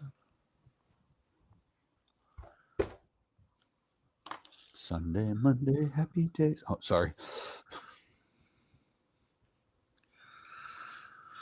Ooh, and then we have next one we have is a very fun one. Question 17. What man served a single year as the mayor of Cincinnati in 1977? 14 years before the debut of his namesake television show. Yep, I remember him. Yep. I want the full name. I want the full name.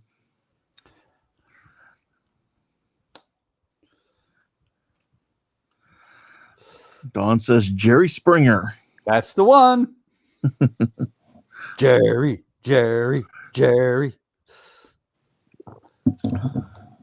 And his final thought.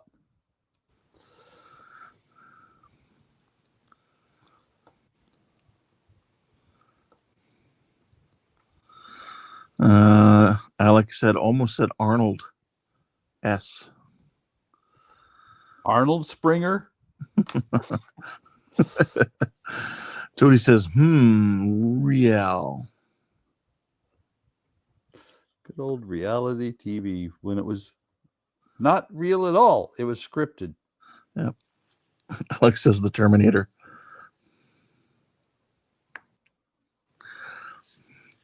Well, Schwarzenegger was a governor, not a mayor. He was the governor. Jody now says, really?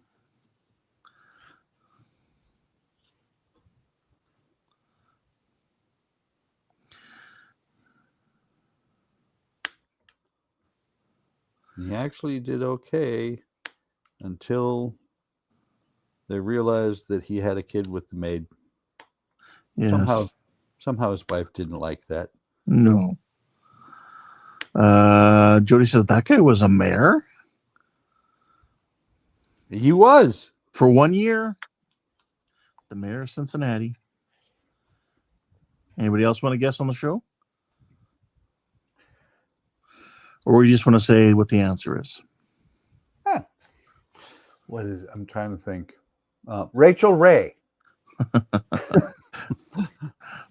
She had a TV show too. Yes, she did.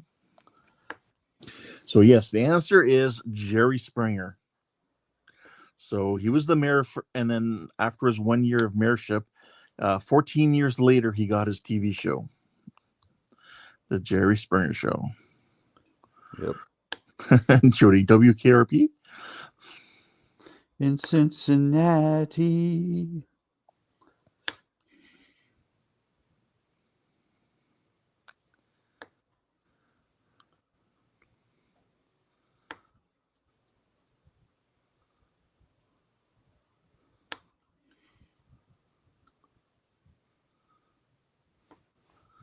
And while you're cutting away there, I'll ask another question then. Number 2 in the TV questions. Or sorry, number 3.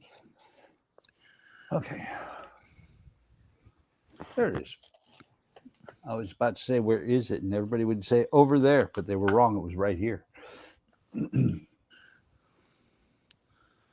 ready to put those on? Yeah. Okay, I'll let you put those on first, and then I'll go. Go ahead and ask the question. All right. I'm going to try to answer, or no? I'm going to try to put this on. Okay. So the American version of the show The Office premiered on NBC in 2005. The show takes place in which Pennsylvania city?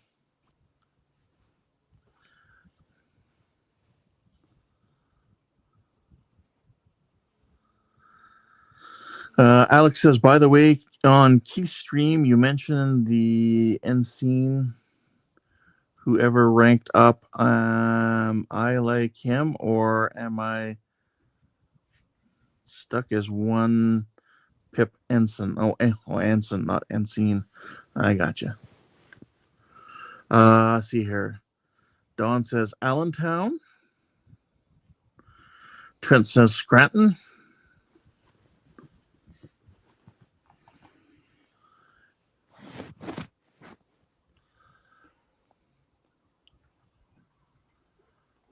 You're thinking of Ensign Kim? Yeah, sure, you can be our Ensign Kim.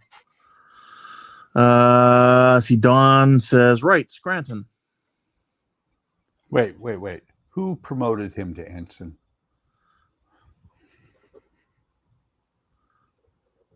Who did it?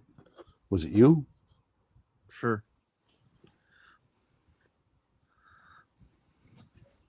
It says that means now we can blame stuff on him. Yeah, that's true. It says to market and do all this happy stuff. I'm going to just do it. Oh no! Oh no! Just do it live. Oh no! And then Jody's showing how to spell ensign. Alex says, never seen The Office. Don says, surprised. Alex says, and thanks for correcting me, Jody. Yes, it's just EN and then sign. No, they're all coming loose, damn it. Okay. We're going to do it the Buck way, which means however it works, it works. If it works out, great. If it doesn't, we'll sort this out later.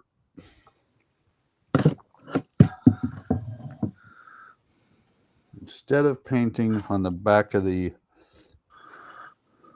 letters. I'm going to do it this way. And Don is now going, what the hell is he doing?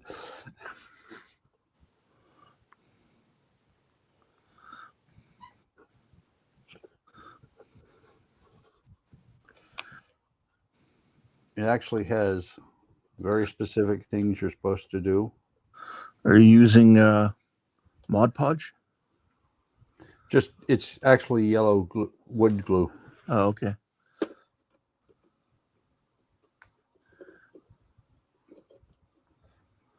Because you could use the Mod Podge that is matte, so it won't be shiny afterwards. I don't think this will be. The A is a little bit off. Of course, you go around with a wet Q-tip as well and quickly clean off the excess that goes past the edges, I guess. Okay. And Don says, put more tape next time.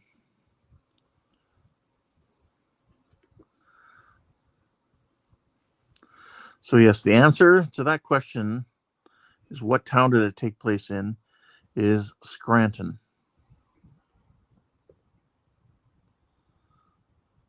The home of WWE.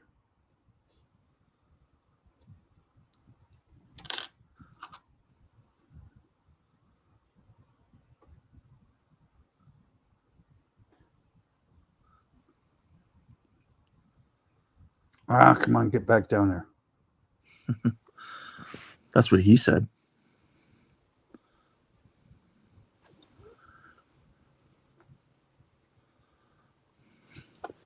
Okay, this is either going to work or it's not.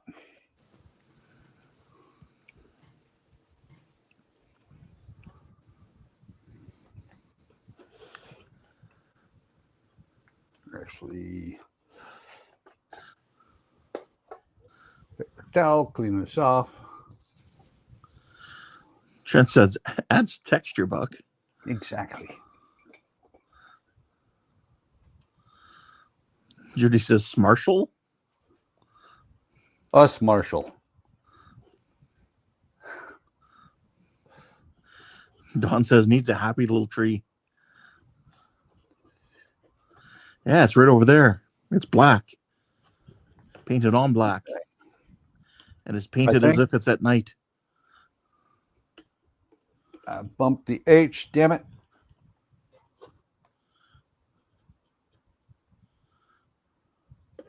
The H is curving, actually.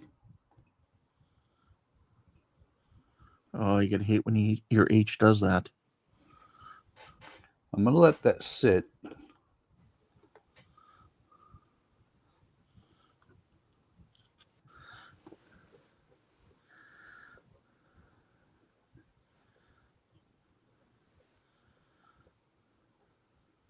Okay.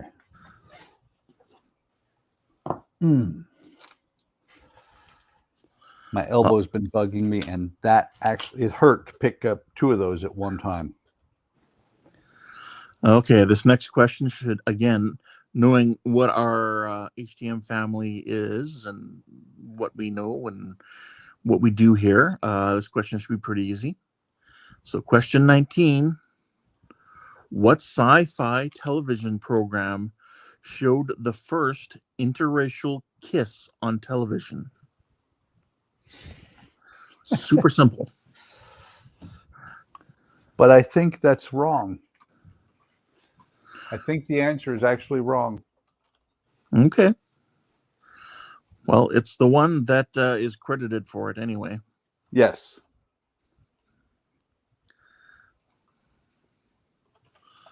Not the first one in film, but the first one on television. Don says Star Trek. And Jody says Tarstrex.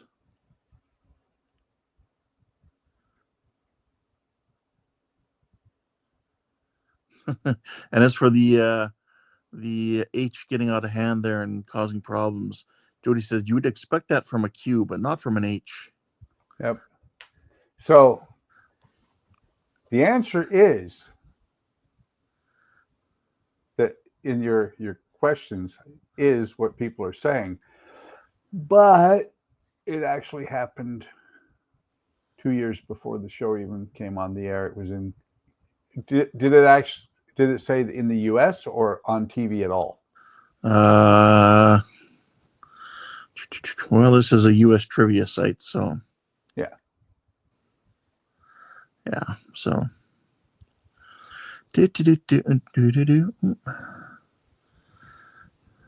yep. Just says what sci-fi television program showed the first interracial kiss on television? Okay. Because it was actually a British soap opera in 1964. Okay, but that's not a sci-fi show. Yeah, but it's the first interracial. Okay, Roscoe.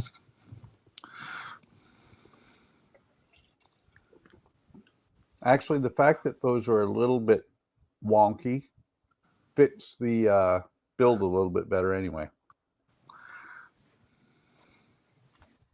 So yes, the answer I was looking for was Star Trek. Mm-hmm. Or Star Trek, the story of interstellar movers. Starstruck?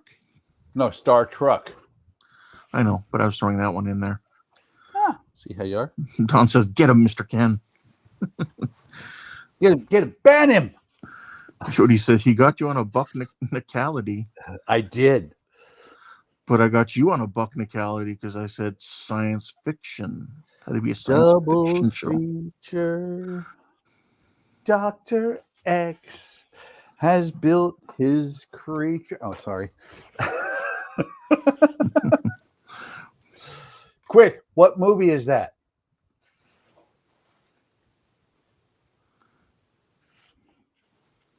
Do you know? No. Really? Mm-hmm. Rocky Horror Picture Show. Oh, okay. I was going to guess that too, but that was all it was a guess. I was in college in the 80s. I can't help myself. Oh, okay, wow. So we got about 8 minutes left here, so enough time for the last question. That I do have to say, that looks fantastic. That does, actually. It really does. Hopefully it stays there. So question 20, the last question, is what long-running tabloid talk television show is the source of the most famous paternity test moments in TV history? Every segment ends with, you are the father, or you are not the father. And it's not the Jerry Springer Show.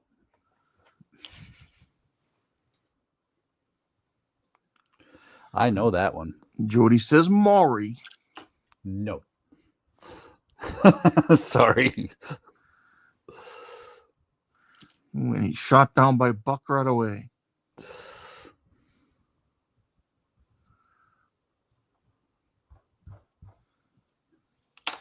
Anyone else? Dawn says Maury. Trent says Dr. Phil. But he's not. He's not a doctor. He's a talk show host.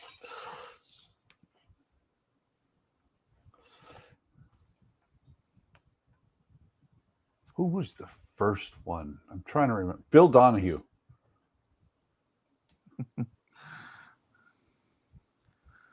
Yeah. Alex says Phil? Question mark.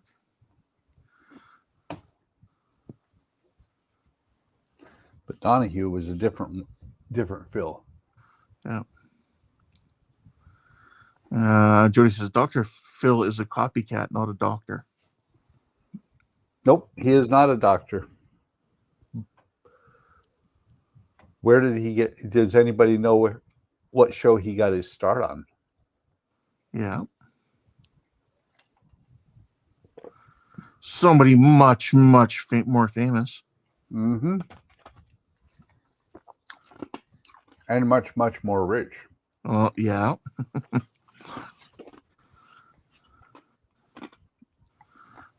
And You was give it in the away by news. saying that person is so. Yeah, there we go. Don got it. Oprah. Yep.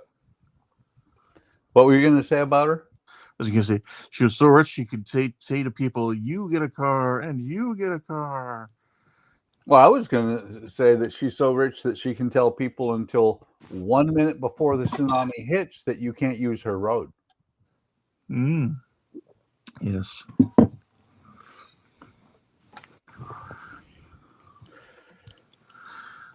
Jody says there's even a dance called the Maury dance. Oh, good. The H is sticking. So yes, the answer is Maury. The Maury? Povich Show. Really? I thought that Dr. Phil was the one that, well, not Dr. Paternity? Phil. No, with the paternity tests. No, that was Maury Povich. Wow. Wow. You are not the father. Well, then there's also Phil Donahue. Yes, that's going back a ways. There we go. That is what I'm going to use tomorrow to make sure those stay in place. Well, there you go. Yeah, because there's also like the glue-like substance of that as well. Yeah. And what I'm going to do is I'm going to make sure to tape off around it. Just I don't want this all over everything. I just want it in that window. Yeah, see, the most I've seen of the Maury Povich Show is usually like sitting in a dentist office waiting room or something. Mm-hmm. First one of those type shows of that type that I ever saw was Donahue. Followed almost immediately onto the airwaves by Sally Jesse Raphael. Oh, yes. But I do have to say that the king of daytime TV was and always will be Jerry. Jerry.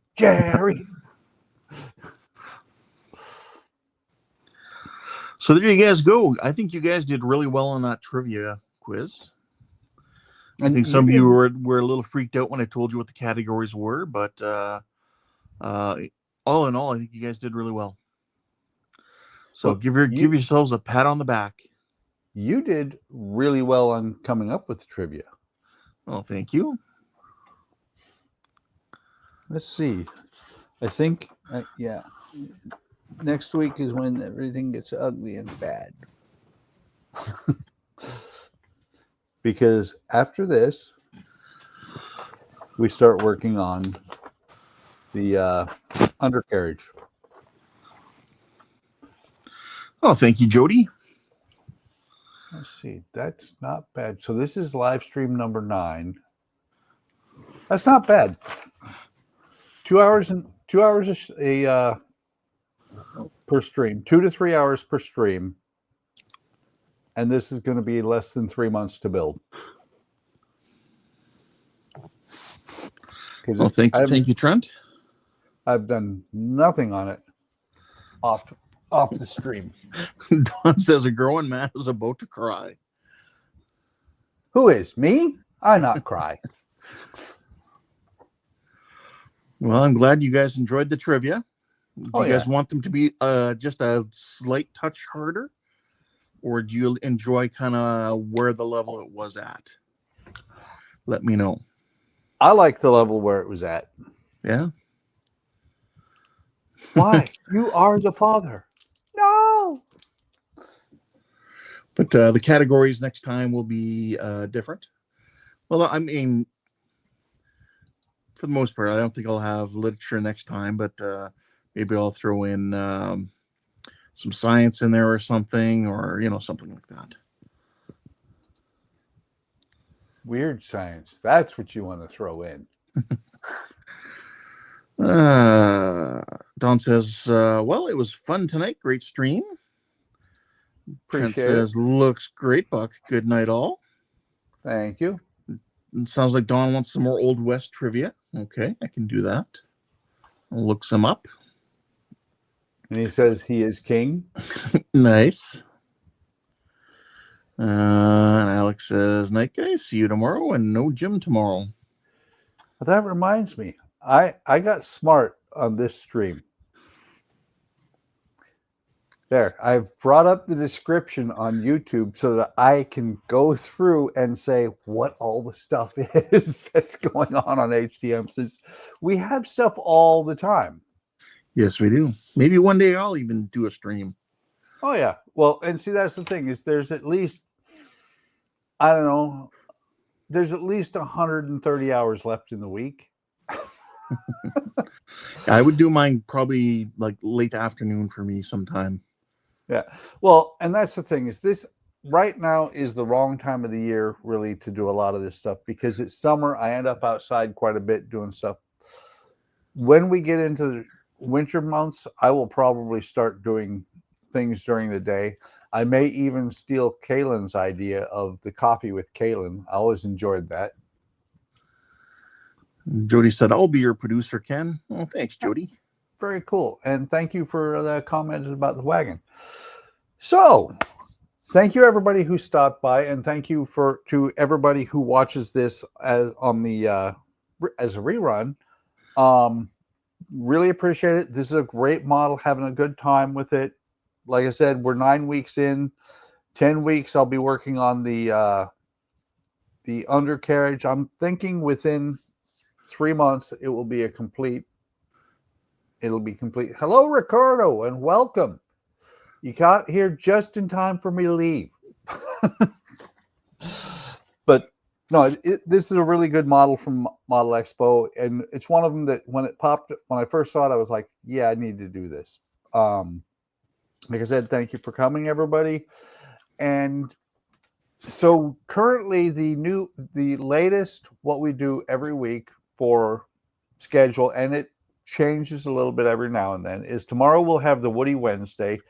Thursday we'll have Lighting the Stars. Jordan will be doing something. Friday we have our regular live stream. Saturday we have Canadian Starships, and I'm being smart not mentioning times this time because I always screw that up.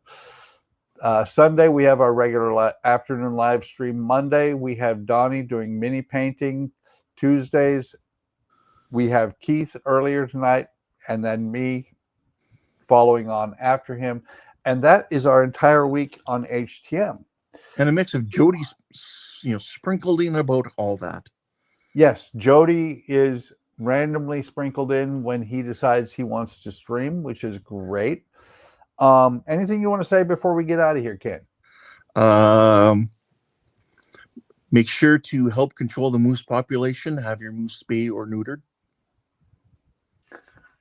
Yes. What about the house hippo? No, they're fine. Okay.